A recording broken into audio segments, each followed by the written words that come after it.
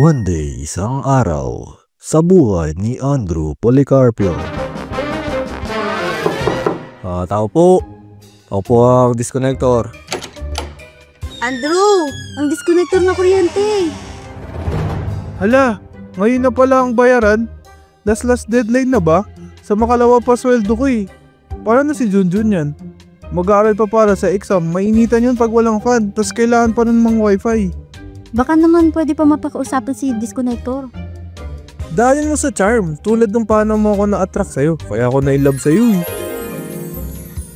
Mr. Disconnector, baka naman kasi po kasi studying for an exam, tapos ngayon nyo kami puputulan. Mapuputol din yung kinabukasan niya kung bumagsak sa subject. Baka naman maantay mo pa yung payday ng asawa ko, 2 days away na lang. Ako, misis, pasensyahan na. Taga-disconnect po ako. Ang Ju ay Ju na. I'm sorry.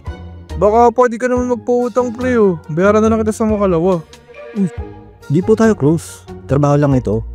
Hindi personalan agad. Pero ito, narinig mo na ba ang One Hand app? Ito, i-download mo. In 5 minutes, baka ma-approve ang request for loan mo. Okay, downloading. Ayan na, sasagot ako niyong form. O yun na, sisend ko na yung valid ID ko. Oh, yun na. Loan approve na ako. Ang galing mo. See? Pwede mo na pay online agad electric bill mo. Now na, madami pa akong puputulan. Salamat sa iyo ang buti mo talagang tao. Don't thank me. Kasi Madaling yun naman. Walang personalan. Baka naman gusto mo magmerienda. May champurado akong niluto tsaka tuyo. Trabaho lang po. Walang personalan. Basta may bigla ang babayaran. Sagot ka ni One Hand. Madaling yun naman. Walang personalan. Download the app na.